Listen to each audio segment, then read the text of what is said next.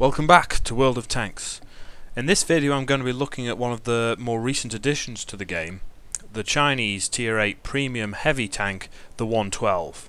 Now this is so new you can't actually buy it in-game for gold yet, you can only buy it from the gift shop. And it's not cheap, so we're going to have a look and see if it's worth spending all that money on, as well as what to do if you see one in battle. Now, the first thing you want to know about a Tier 8 Premium tank is where the weak spots are.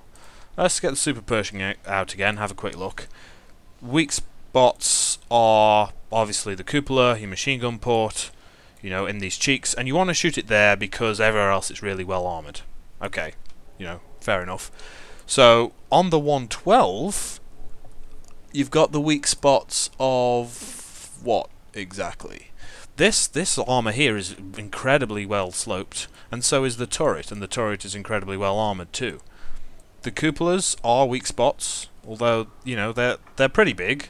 They're not huge, not in the same way any of the Super Pershing's weak spots are.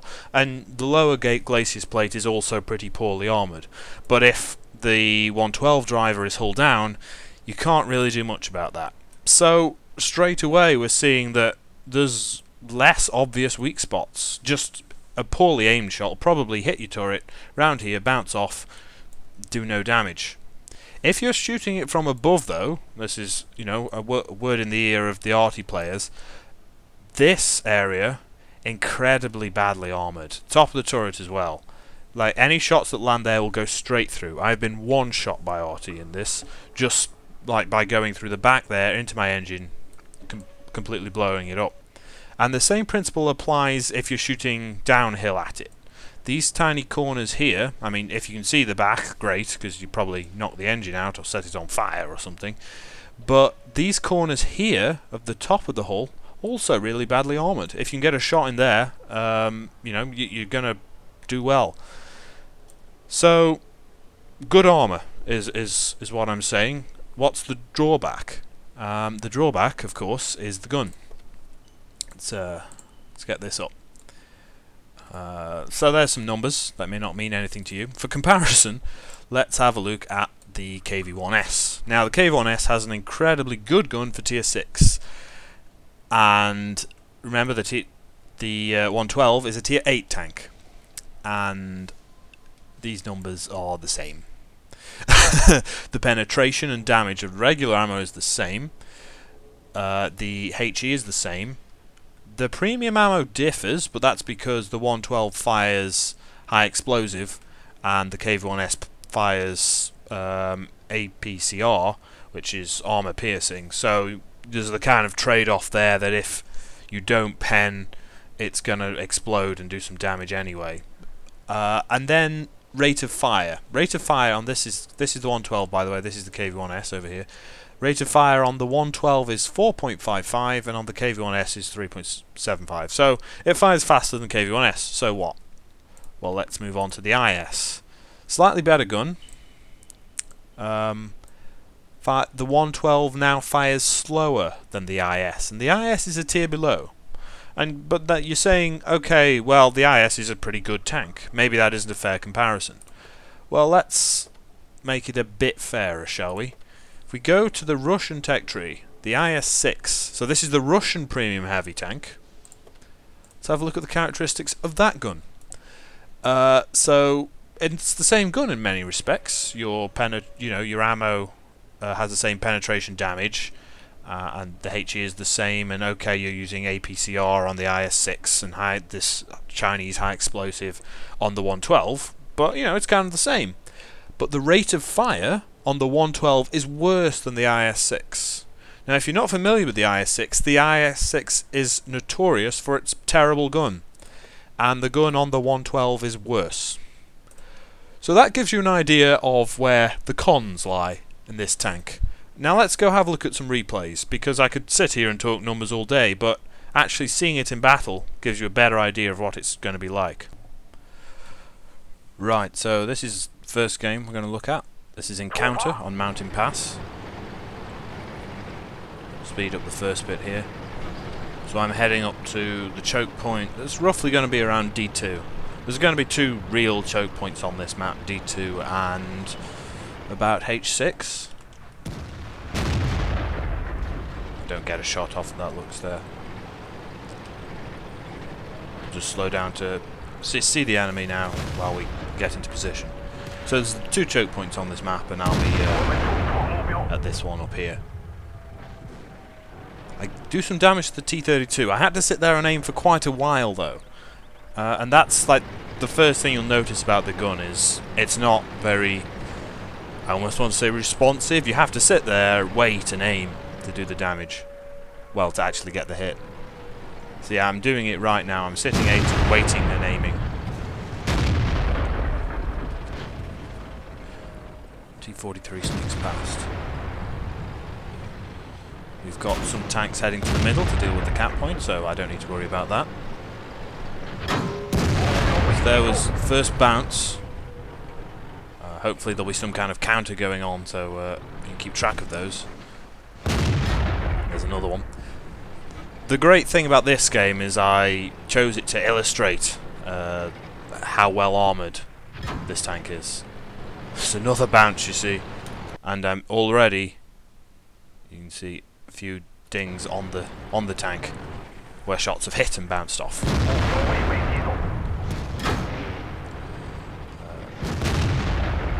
This is a good map for this tank, actually.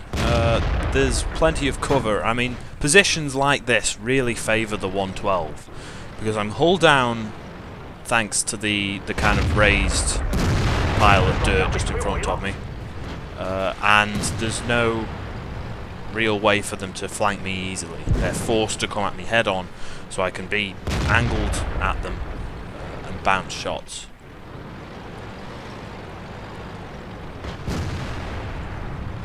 Looking to advance a bit here. I'm very worried about the T-32, and for good reason. That was the first shot that did any damage from their team to myself. It damaged the gun, so I repaired that. It's bad enough as is, thanks.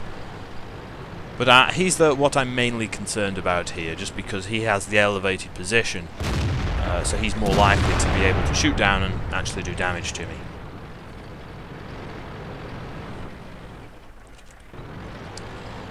Speed up a little. So this kind of back and forth in this defensive position carries on for a short while. They kill our Tiger, and I start to try and advance a bit. We seem to be winning elsewhere on the map, so if me and this Type 59 can hold this position, we should do quite well. Like a lot of their big heavy tanks are just round this corner. So holding them here is strategically a good move. There's a damaging hit from the T-32 there. So I decided to move up since he's just taken a shot. Then one from the T-29. Quite a few more bounces. Now, the armor on this tank is good, but it's not invincible. If you go and sit out in the open, if you get tracked in the open like I did there, you're going to take damage. The T-34 takes my track off there, but I got one into him, so I think that was a fair trade. But if you're stuck in the open, you will take damage. So as long as you keep this in mind, driving the tank, and play a bit more defensively, you should be fine.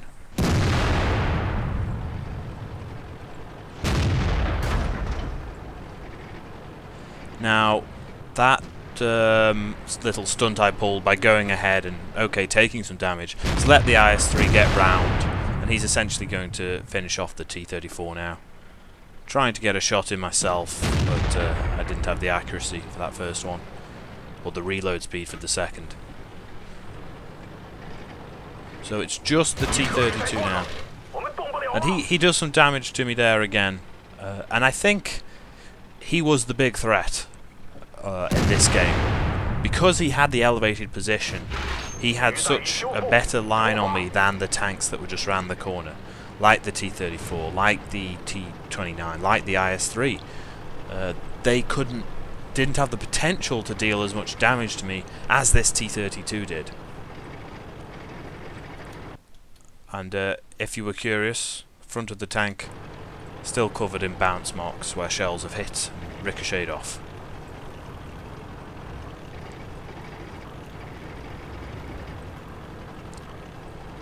So all in all, the armor on this tank it's amazing.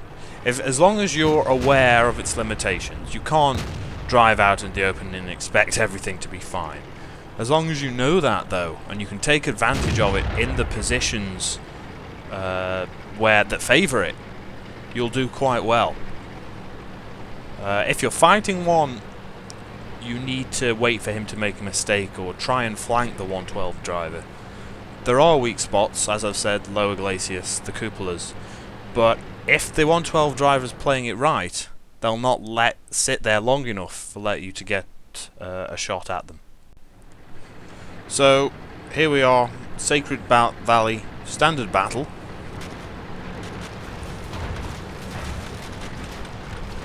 I'll have a look at 2 times again, once you get to the interesting bits.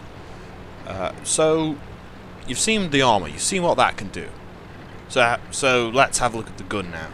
This game, I think, highlights that a bit more.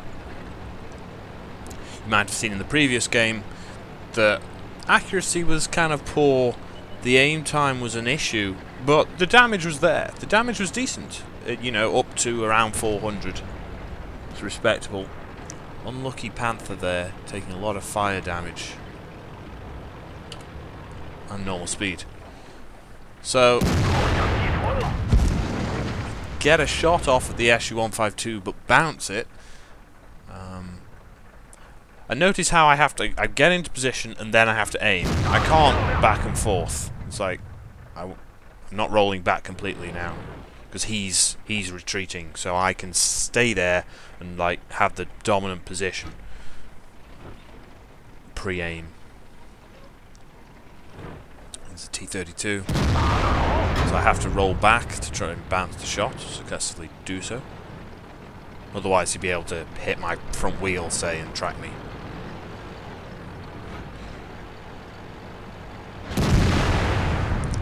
Bit ambitious with that shot, maybe. So I let the Jagdtiger 88 have that position because it's a lot better for him than for me. You know, it can hide his Lower Glacius and he'll bounce shots consistently, where I still have the weak spots on the top of my tank. I mean, you can see him doing well there.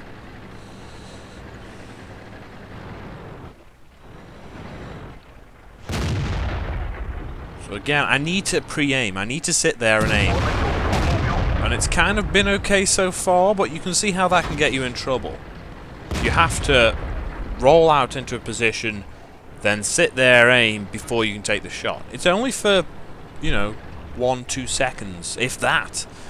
But you do really feel it when you're under fire.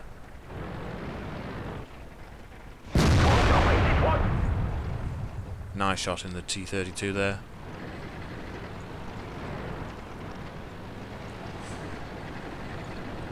Still not noticed that they kind of taken us from behind and they've killed everyone at D2 and are about to push up the mountain behind me and this Jagdtiger 88. SU-100 like manages to damage the ammo rack. The gun also really slow to reload, so this isn't a great position to be in. I do repair the ammo rack, it's that crucial. Missed the shot of the SU-100 there. And like, you have to keep moving, you can't just sit there. The armor's good, but if once you let people aim at you, you're done for. Like, I had a point-blank shot at the T-32, still bounced. You know, that you can't let the gun play for you. You need to be careful what you're doing. You need to aim, take the shot at a weak spot. If you try to rush it like I did there, nothing's going to happen. You'll probably bounce. And this is where they start attacking us from behind. Again, I'm taking the time to aim at the IS here. Also very prone to fire. You saw that there. You didn't see it in the previous game. But if a shot goes anywhere near the engine, shot through the front, especially shots to the back, it does like to to burst into flames. Originally, I was running an automatic fire extinguisher. I thought, okay, this is a tank that's really prone to fire. I'll run an automatic fire extinguisher, and it'll be fine. But it was wiping out all the profit I got. It was going off so often. Try and get a shot on this IS-6. It's a bit of a chance shot from across the map, but I got lucky enough there. But I exposed myself to the Ferdinand who was waiting. Now you would have thought with all those tanks at H4 we'd do something about the point, wouldn't you? Well, no. But you can see there the gun being not so brilliant. That downside of having to roll out of cover, aim a shot before you could take it. You can't, roll out, take a shot, roll back. There's that extra few seconds, and that's something you need to take advantage of when you're fighting the tank. Its reload is slow, and its shots take a long time to aim. If you can keep these things in mind, I'm sure you can come up with a strategy to use them to your advantage. Right, so you've seen the armour of the tank, you've seen the gun. So what can the tank do in its best condition? So we're here again. Standard battle on Mountain Pass this time. And Mountain Pass, really good map for this tank. You can really take advantage of the like little dips and humps in the terrain as cover. Starting to roll round. We were going to go help those guys, but then the 87 asks for help. So we'll go back him up.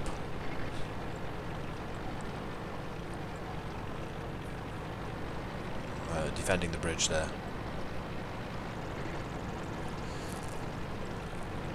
He says thank you, but really it's good on him for spotting the problem early, letting people know, letting myself, who isn't committed to any side yet, change position. Good play by him. So Tiger P over there. So we aim our gun and it takes a while, and we still bounce. But I'm not without cover myself. Like the little hump in the terrain here, very much helping. I can cover my low glaciers plate with that. So I can take my time to aim at the Tiger P. Trying for a shot on his cupola, but the accuracy isn't there.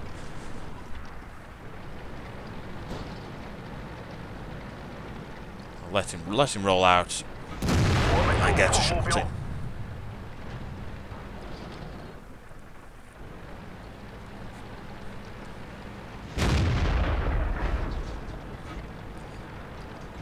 Now the 112 does well in these kind of situations. It doesn't do so well if it's getting overwhelmed, but when it comes to holding a point in kind of peekaboo tactics, the 112 is the tank you want to be in.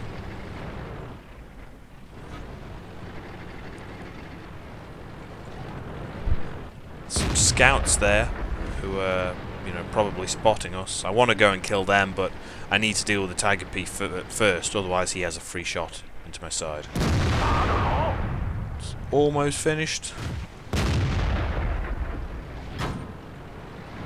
Again, managed to bounce because he's forced to shoot at the upper part of my hull and finish him off. So the ELC AMX from our team goes to spot their scouts.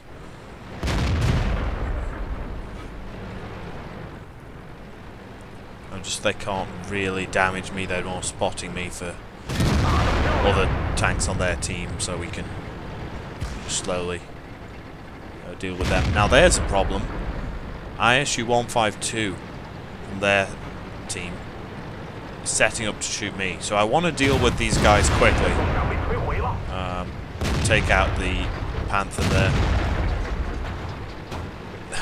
I managed to trap the LCMX and our LCMX. This was great play by him, by the way, all credit to him.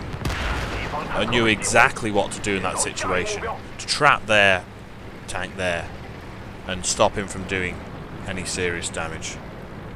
Now these 75 IS-3 sides are exposed. My shot still bounces off the side of an E-75 there. The gun, not so great, and the E-75's armour pretty great. So, you know, swings and roundabouts. Now, I really don't want to be getting into a firefight with the E-75 at that range. Also, there's this guy. So we'll take a shot, miss the shot, but then get some cover. Because he's already finished off the 87. I think it was him. So this is kind of similar to that previous game, where we're looking at the gun. There's like a Russian tank destroyer that's back and forthing round a corner, and it's a game to who can get into position and then forcing the other person to take their shot before you line up for your shot. So I'm lining up now. He has to reload, so he's pulled back to do that because he doesn't have the armor to sit out there in front. Now his reload's probably much better than mine. So I've pulled back now. I can bounce his shot, roll back out. I don't know whether he would have been reloaded before I would there. It's hard to tell. But now I have the position. I'm pre-aimed, and I just wait for him to come out, try and take a shot at me. Now really, I want to be shooting that IS-3 and E-75 at C7. But until I had dealt with him, I couldn't have done that, because they're just going to shoot me in the side. The ISU-152 would just shoot me in the side. So now I can go over there and start taking shots at them. Good shot into the IS-3. Now if you're still struggling with IS-3s at tier 8 and well, tier 6 through tier 8 I suppose, it's the weak spot is you want to be shooting them from this kind of angle into their cheeks. Like that first shot. Not like the second shot which bounced.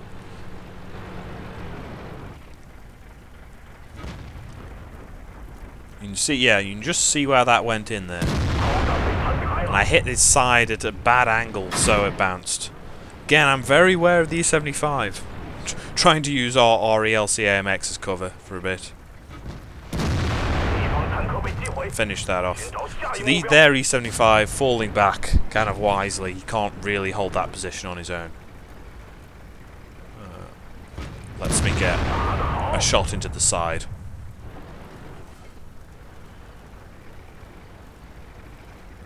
I'd like to retrack him there and keep him exposed, but I can't manage it with the accuracy and reload. At this point I realised I had 5 kills and, well, I may as well make it Top Gun. So, let's go and kill this ELC AMX. Turns out that was the Ranger achievement, I suppose. It's not quite a medal, is it? But I'd killed all 3 of their scouts in this game. It was a nice surprise on the results screen. Now here we go again. It's the same deal. It's a tank destroyer, also a Russian tank destroyer, round a corner, and I get to pre-aim. I'm trying to get at a better angle, so there's more of a chance of me bouncing a shot if he has one. Let him roll round, expose enough of his side, and I take the shot. So 7 kills, it's been a pretty good game. We just pause very briefly. And you can see again, the armour's played its part. I've bounced all those shots. You know, there was several from the E-75 there, which would have done quite a lot of damage.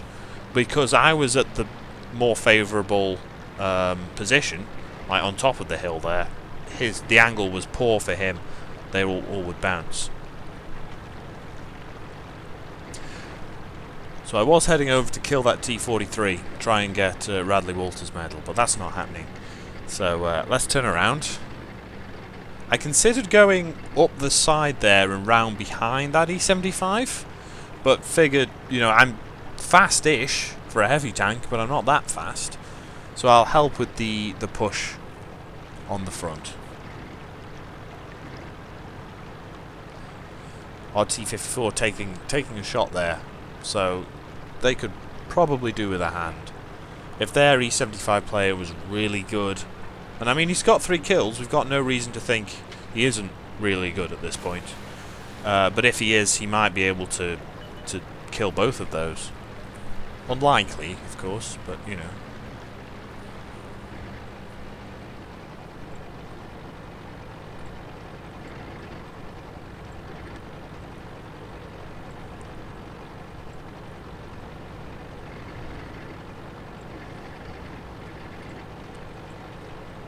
So those guys are being kind of cautious. They're waiting for the backup. Very soon we're going to have a tank behind their E-75, that T-44, who's just looping round. Though having waited for him to take a shot, we can now move up. And I'll just switch back into my view here. You can see what's happened there. I could get close and I could spend the time aiming at the cupola and see where my shot went in. The T-44 finishes him off. So there we go. That was the best game I had in that tank. Let's have a look at the results screen. So this is the results screen from that game. Bear in mind that the experience is doubled here. It wasn't quite that silly. But you can see I've got the Top Gun, I got the Ranger, and quite a lot of credits, shall we say. This was Ace Tanker Mastery in the 112. But, I mean, this is nice and all. You can see, wow, that you can have these amazing games and you can earn over 100,000 credits in a single game. But that's not really what you want to know if you're thinking of going out and buying one of these for the credit making ability, which really is why people buy the Tier 8 premiums. I mean, just look at that for an example. So I'm going to show you the result screens from a few other games. They were victories, there will be less on defeats of course, and you can see what kind of profit I'm getting in those.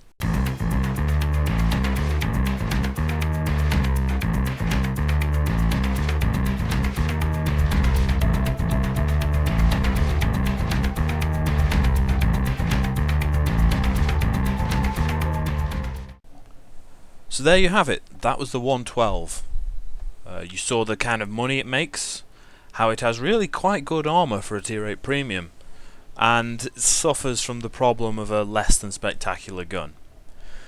Now, let's address the fact of the cost. Now, on the EU server, which is the server I'm playing on, it costs you just over 44 euros. And I assume on the American and Southeast Asian servers and the Russian server, it still costs roughly the equivalent price. And it's going to be quite expensive for a virtual tank. Is it worth it, you're asking me? Compared to other Tier 8 premiums, it stands up pretty well. There is some Tier 8 premiums that get full matchmaking. That's Tier 8, 9, 10. And those are like the Lerva and the T-34. The T-112 falls into the category that gets preferential matchmaking. So this is only getting into Tier 8 and Tier 9 games. So I'm not going to compare it with the Lerva and T-34, which are the better Tier 8 premium tanks, but suffer from this chance of meeting Tier 10s. And when they do meet Tier 10s, they aren't going to do so well, trust me. So I'm going to compare this to things like the Super Pershing, there he is, like the IS-6, who get the preferential matchmaking of Tier 8 and 9. Now, for a long time, before this tank came out, it was thought IS-6 is probably the best Tier 8 premium tank for this reason. It's pretty good, it's got a decent gun, it has decent armour, and it has this preferential matchmaking of Tier 8 and 9. However, it has this weak spot, which I don't own an IS-6, but it's a weak spot so huge, you can see it on this tiny diagram here. The hatch, presumably for the driver, underneath the gun, was a very obvious weak spot. It's a weak spot on the front of the tank, so that was the drawback for the IS-6. Now the 112 doesn't have that, but that's made up for by the gun being worse. So I think it's decently balanced. I'm not saying this is horribly broken, you should nerf it, wargaming. It seems decently balanced, but you need to be aware of that if you're going to go out and buy one. The armor's good, the gun not so much. The other issue, if you're going out to buy a tier 8 premium, is crew training. Now if you buy the IS-6, this is him, remember, you can train crews from other Russian heavy tanks on the IS-6. So, and that's all the lines starting from the KV-1. The KV-1S line, which is incredibly popular, the T-150 line, your KV-2 crew. There's a lot of Russian heavy tanks, 2 full lines up to tier 10, branching from tier 5, that have crews you can use on the IS-6. China doesn't have so many tanks. It only gets its first heavy tank at tier 7, so there's 4 different tanks there.